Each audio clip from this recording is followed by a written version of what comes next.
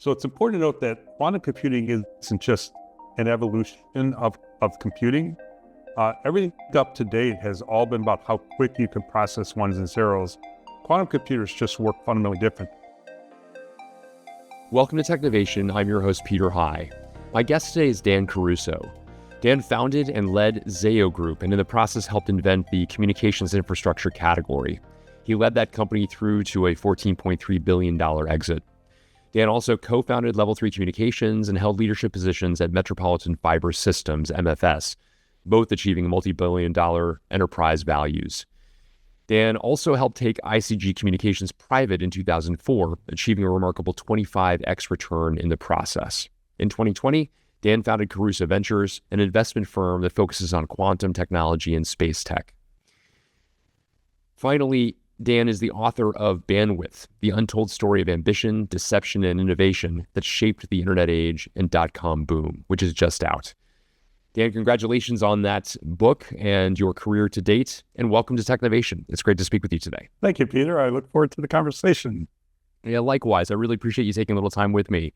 Well, I thought we would begin, as it is a landmark event, both in your career and also in the stories told in the book, with the breakup of AT&T and the impact that had on the business landscape. Can you take us back to that period and so the process that led to it, and then maybe some of the initial phases of the growth that happened as a result of it as well?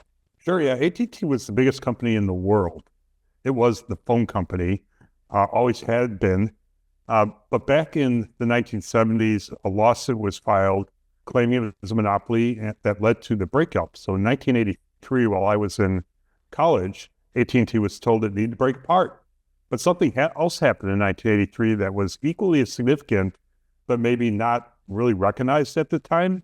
And that was the internet was born. So 1983 is the year that is tagged as the internet's birth date. And then two or three other major trends also were happening at the same time.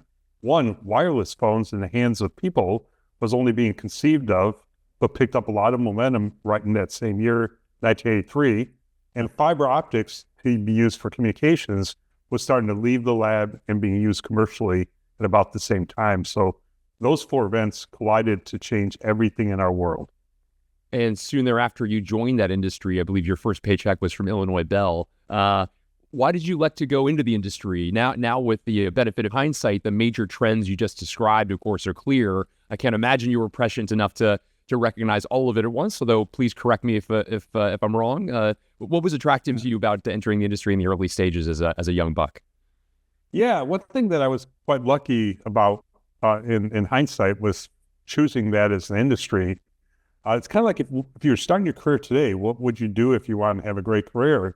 You'd say, hey, why don't you go into AI? You know, the whole world's going to change because of AI. And if not AI, go into quantum, because quantum working with AI is going to change the world. So for those very early in their career, entering kind of an area that's going to undergo explosive growth, not for a year or two, but for 2, 3, 4 decades, so you could ride that entire curve during your career if you're ambitious, if you want to do something of significance. And for people of my era, whether we fully knew it or not, it was the internet. We were entering the internet by joining kind of the telecom system at the time, and we became the builders of the internet.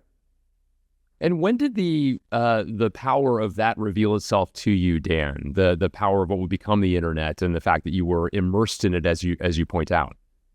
Yeah, there was one event in particular that I describe in the book where the big light bulb went flashing.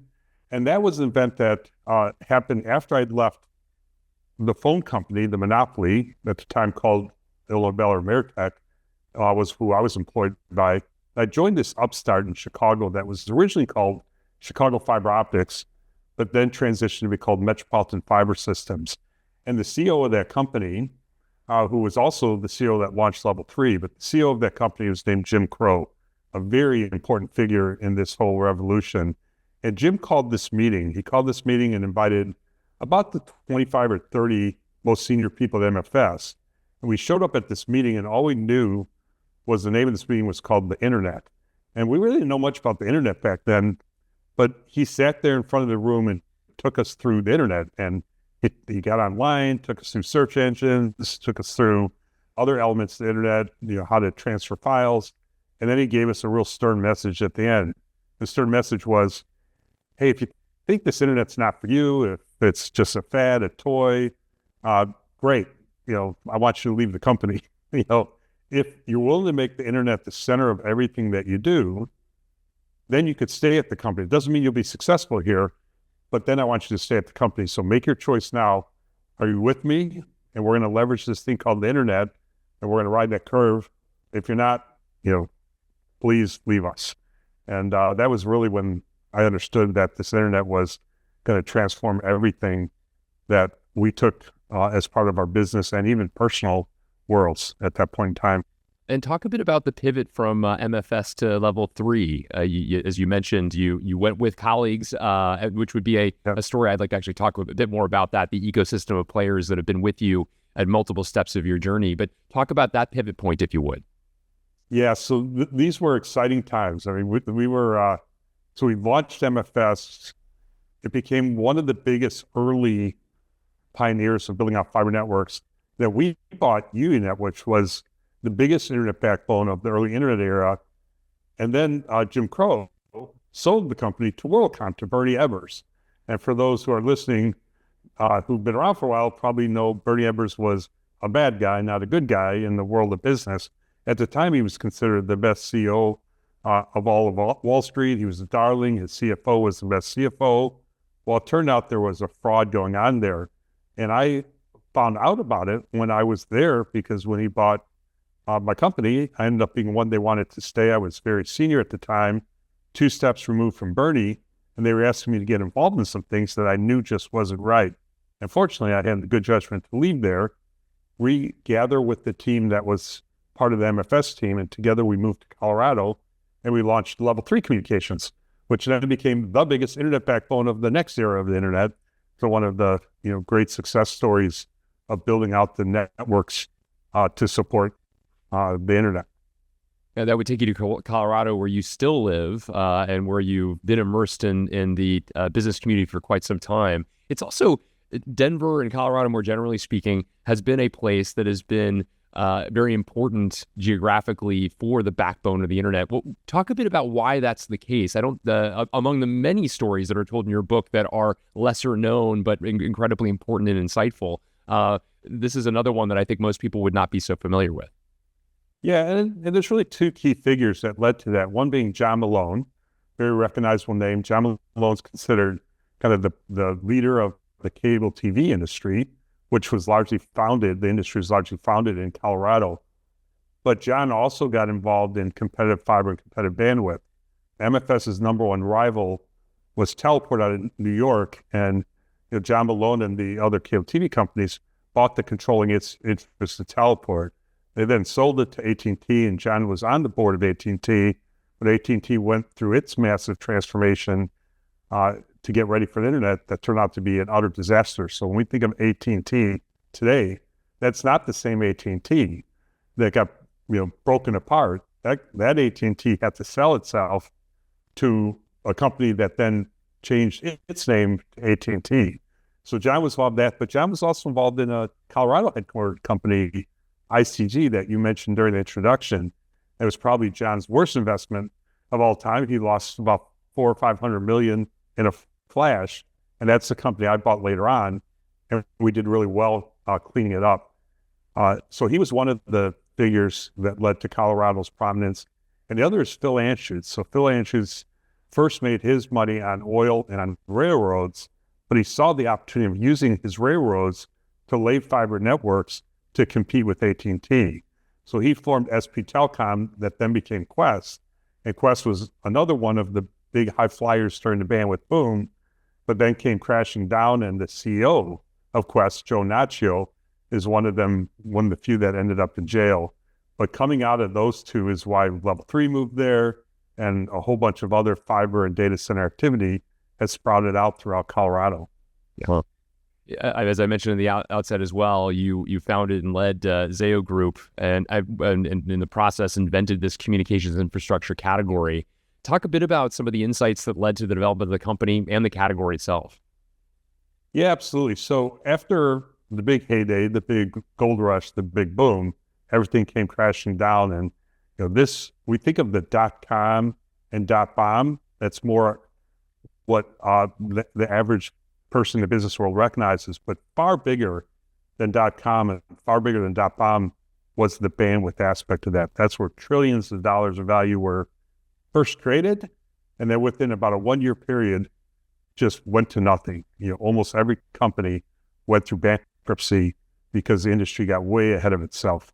So out of all that became a lot of what I called fiber orphans, meaning fiber companies that were funded during the heyday, somehow worked their way through the meltdown, typically changed ownership hands into what I called accidental owners.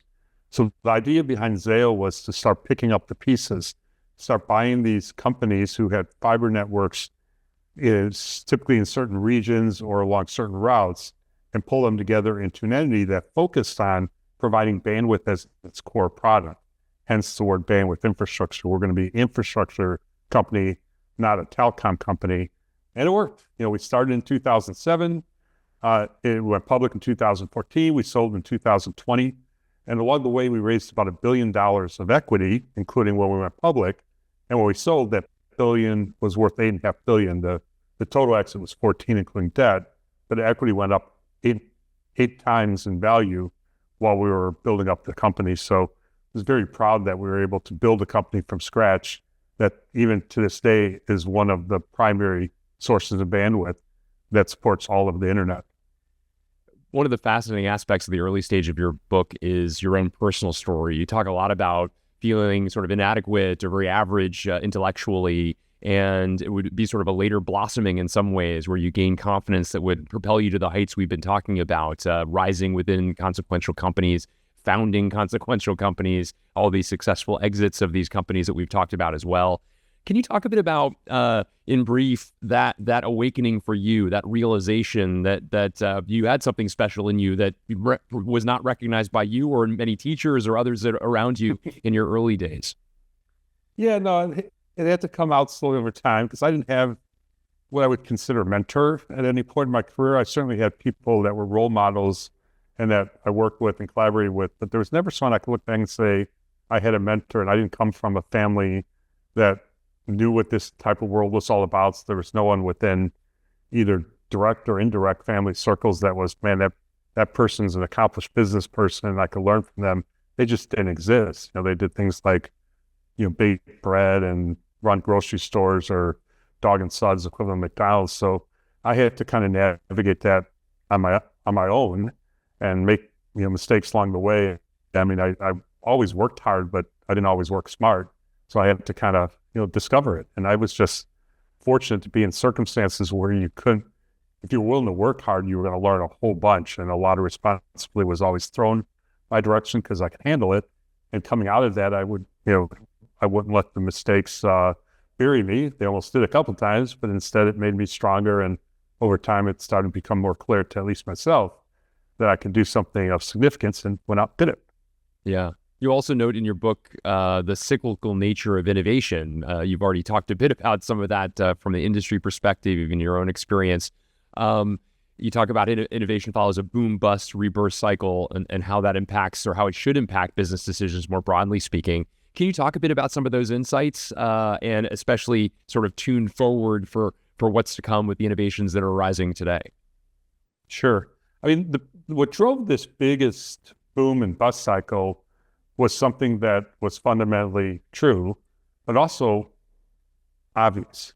Okay, and it's important to remember the word obvious. It was obvious that the internet was going to change everything. So it wasn't obvious maybe the day the internet was born, but early on in this cycle, it became very clear that this internet's not a fad, it's not a toy, it's just fundamentally going to change commerce, it's going to fundamentally change how people entertain themselves, et cetera. So with that being so obvious, everyone wanted to invest in it. So there's like a mad rush. There's gold in the mountains. We got to get out there and find the gold. But way too many investment dollars and investors and entrepreneurs chase the dream all at the same time. So they kind of, piled up against each other and created a big boomed, which led to a big bust. But the fundamental idea of the internet and the role of fiber optics and the role of mobile devices, all that was still true. And therefore the industry and the revolution was going to continue even while the mess that was created had to be sorted out. So if you apply that today, what do we know to be true today? AI is not going away. Quantum, which isn't quite here, is soon to be here, and it's going to change everything, and it's going to feed the AI boom. And then you have space techs going on at the same time. So you once again have these fundamental factors that are going to change everything, and it's become, because of AI, it's become very obvious to the investment and business community. So now a whole bunch of investment dollars are being formed to chase this. Well, at some point, that's likely to get ahead of itself. And at some point, that's likely to result in kind of a correction cycle. But the change that's taking place will continue. So how do you navigate that? And I think the bandwidth story helps prepare those who are going to be part of this next revolution to maybe have their eyes a little bit more wide open during it. And obviously, this must be something that informs your investment decisions as well, Dan. The recognition that as you are investing, many others are as well, and trying to think about the kinds of the kinds of factors that will determine who the winners and losers are. I'm curious, maybe you can talk a little bit further about how your experience as a business executive and entrepreneur has impacted now your investment in and counseling of entrepreneurs at this stage. Yeah, so we're invested in 5 quantum companies, which is very few of any firm could you find that's invested in 5 quantum companies, all of which are doing well right now. It's early. And we're also investing in multiple space tech and maybe some AI, but not the deep AI stuff. I think the biggest, and you see that when you talk to the CEOs of these companies, is the biggest lesson learned for me, and this, Warren Buffett speaks to this all the time, is the importance of really building a durable business, one that, you're really creating value for the long term, and you're not dependent on kind of storytelling or hype or, someone coming along and giving you a great exit before they know what it is they really bought or didn't buy.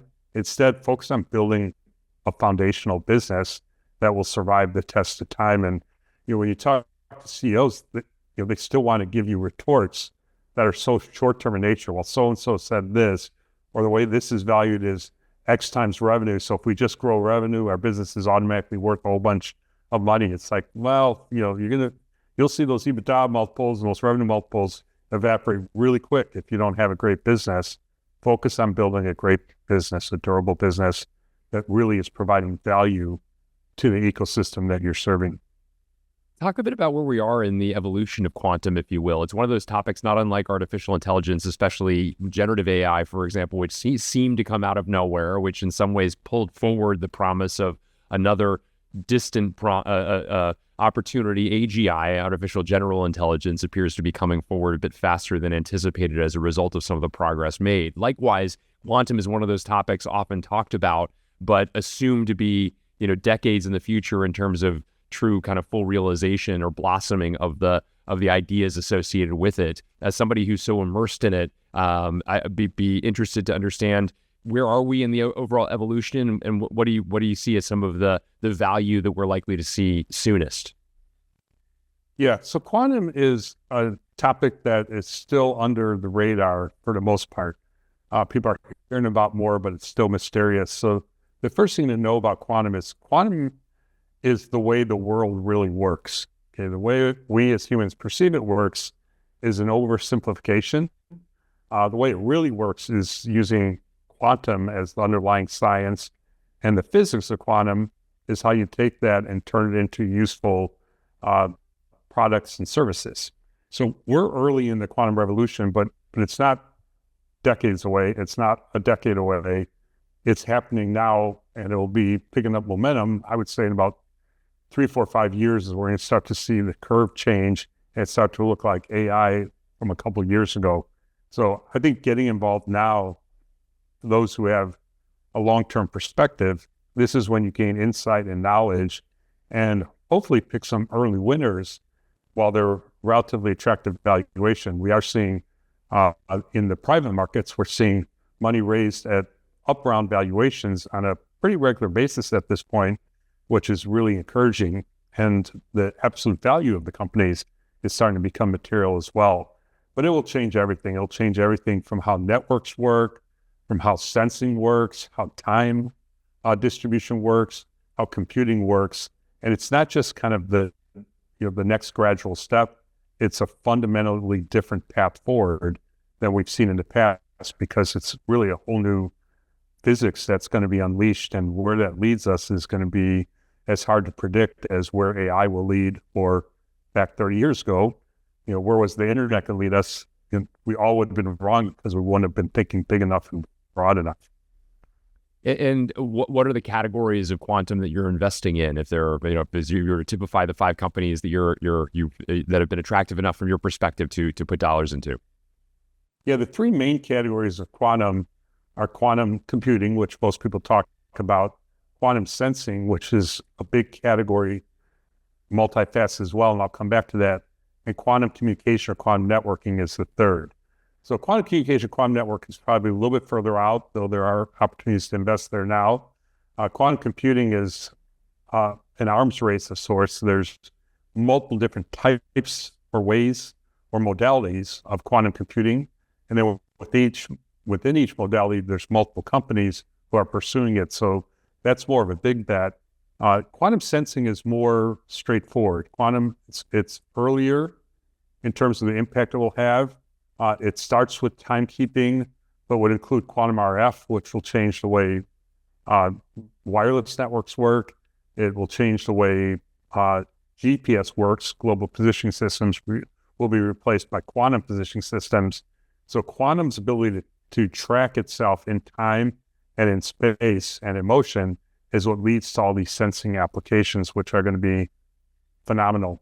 But part of what we're doing is also investing in the infrastructure of quantum. So 2 of our companies they're the picks and shovels. They supply the critical components that are needed by these higher level quantum companies to build out their products and services. Picks and shovels being an area quite well from multiple eras. Yes, exactly.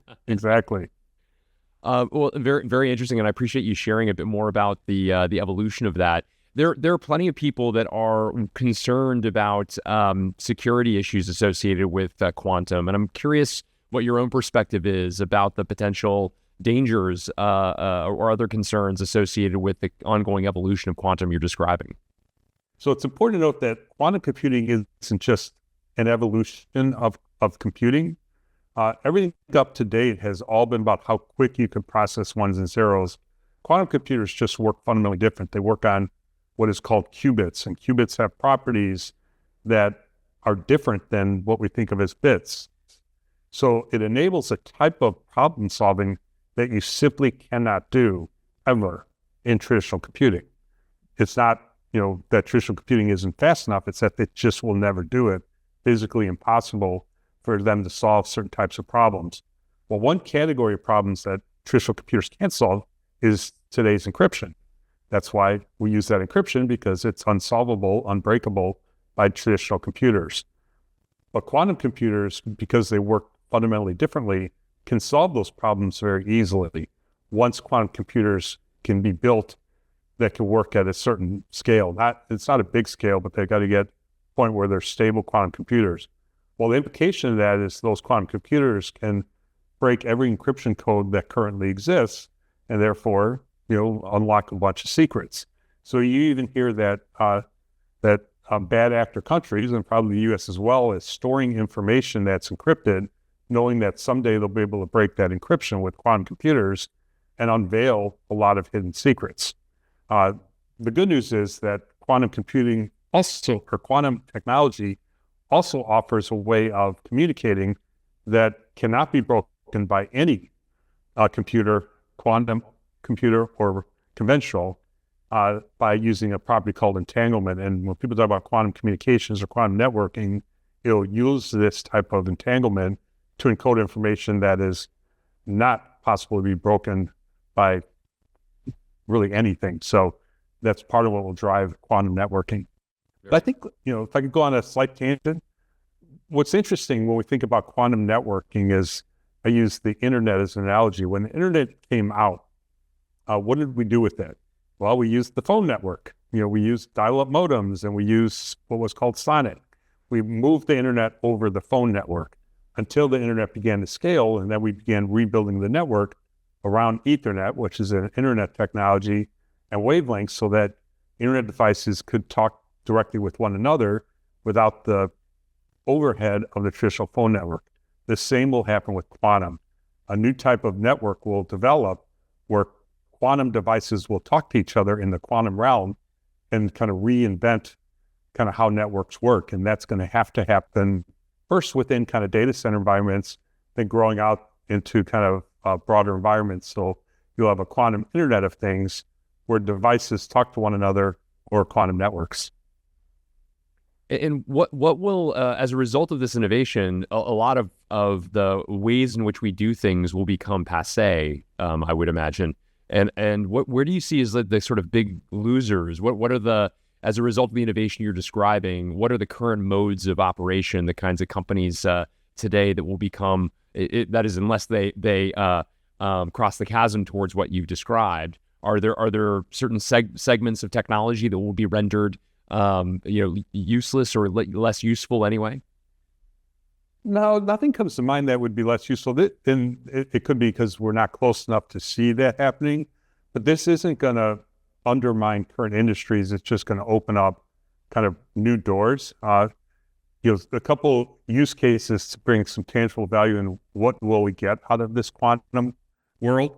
Well, part of solving problems that otherwise can't be solved will get applied to medicine. We'll be able to discover new medicines by being able to model molecules in ways you can't do with conventional computers.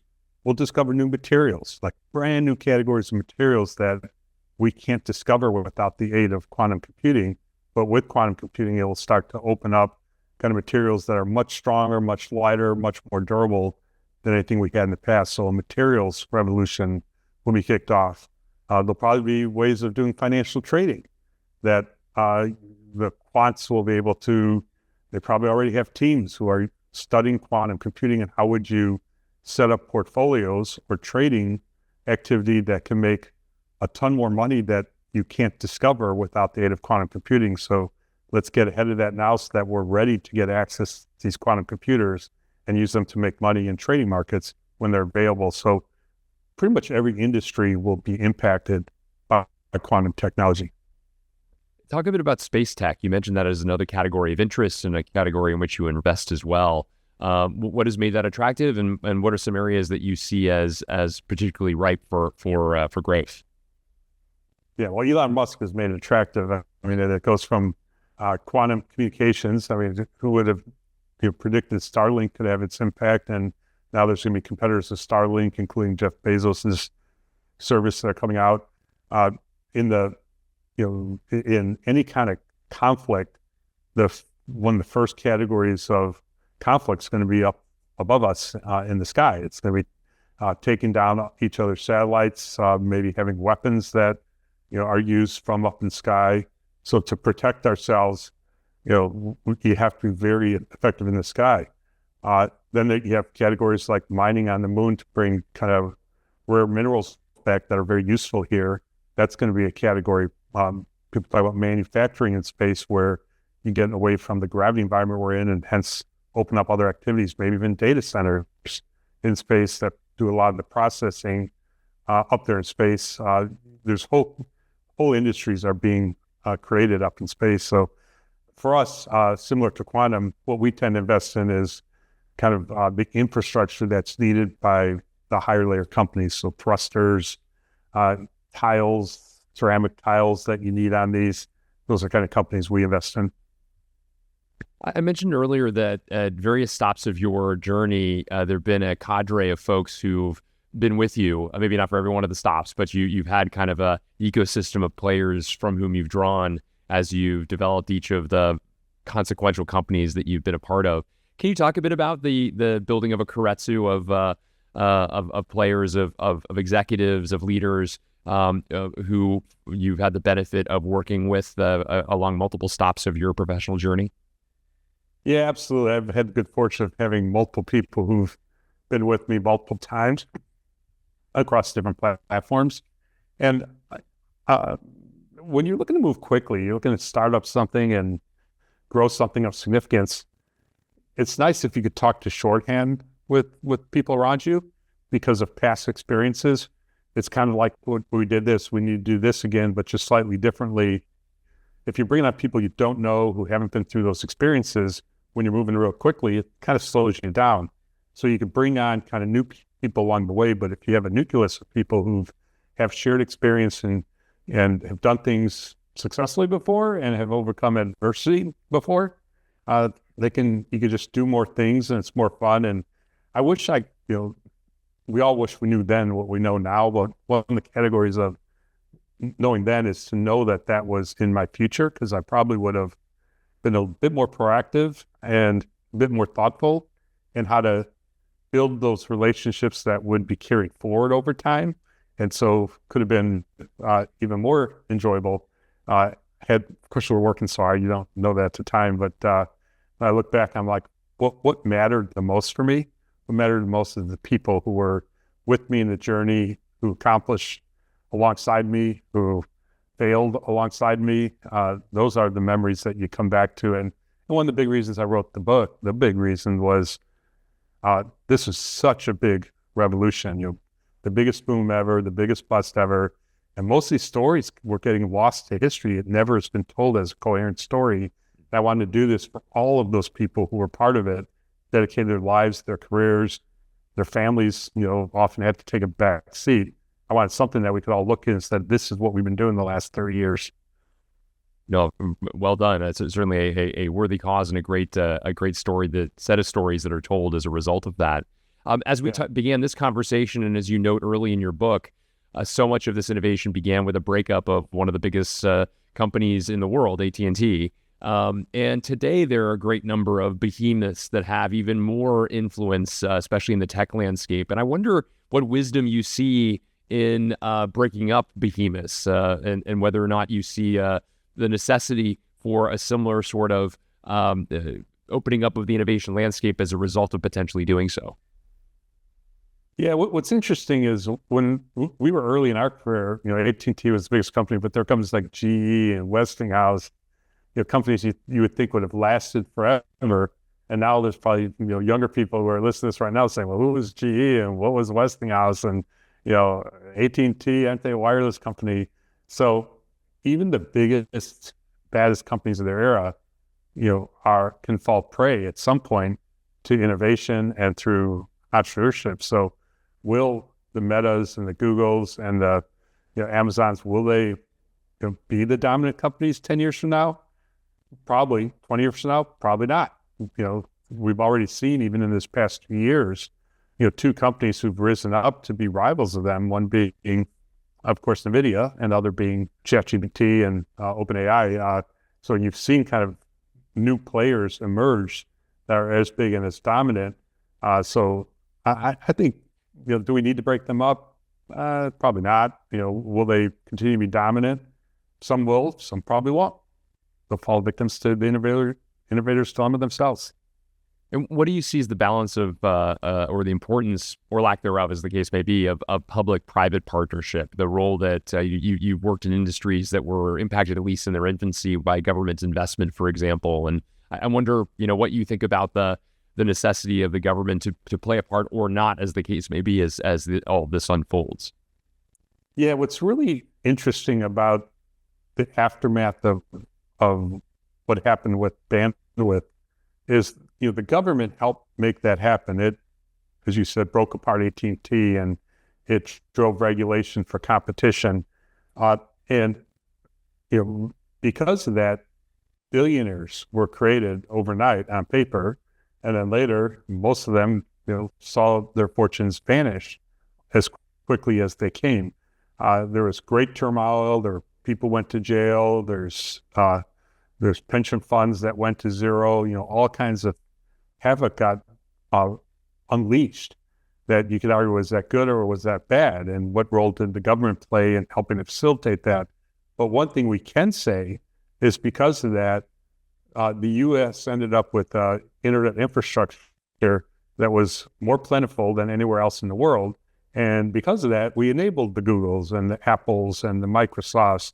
We enabled the era that we live in today. So all of that mess that we had to work our way through, there was something of real benefit to all of us that happened. I'm not sure the U.S. would be in as strong a position economically relative to the rest of the world if not for that bandwidth being produced that enabled us to dominate at those next layers up. So yeah, the government, it gets unpredictable. When the government lends a hand, you know what's going to happen afterwards, and it won't all be good, as we've learned multiple times in our careers. You alluded to it a bit earlier, Dan, but I wanted to circle back and double click a little further into it. And that is advice you'd give young people who are early in their careers today. You had the benefit of riding a wave that was only gaining momentum, and so it allowed you to surf for quite some time. What are the big waves that are emerging now? You've mentioned some of them, of course, but what advice would you give to new graduates as they contemplate the beginning of their career as to where to focus their attention? Yeah, and first of all, I'm going to gear this to new graduates who are ambitious, because if you're not ambitious and you go into one of these high growth areas, you'll probably chewed up and spit out. So maybe go somewhere that's more your pace and maybe a safer place to be that is aligned with whatever your passions are. But what's important about the cutting edge industries is it's not just the technical people who do well. I mean, you need accountants, you need salespeople, you need people who know how to write, you need people who can do every profession. So you can match up your personal passion with a segment that is poised for significant growth over time. And when you do so, if that's what you choose, don't necessarily think about going with a startup, because most startups fail, and most failed startups, you'll look back and say, I wasted 3 or 4 years of my career. Not always, but sometimes if you're with the wrong startup, not only do you fail, but you kind of fail slow and you don't really accomplish much and you don't really learn much. So instead, think about going with the scale up, a company that's already past its startup portion of its journey and now has traction. And it's kind of the roller coaster that's starting to climb up. You're seeing it climbing, so jump on that, because you know you're going to be riding that roller coaster all the way to the finish line. So I got lucky in that my first quote unquote startup was started 3 or 4 years before I joined. By the time I joined, it was already scaling, and I got to ride that scale journey, build relationships, understand how the industry worked, and use that as a platform to launch my growth career. Well, Dan Caruso, thank you so much for sharing your stories, and congratulations again on a terrific book, Bandwidth, The Untold Story of Ambition, Deception, and Innovation That Shaped the Internet Age and .com Boom. Now told, that untold story, now told by the person who lived it. Really wonderful to speak with you today and to gain from your wisdom. I appreciate you taking the time. Great. Thanks, Peter. This has been a lot of fun. Appreciate you having me.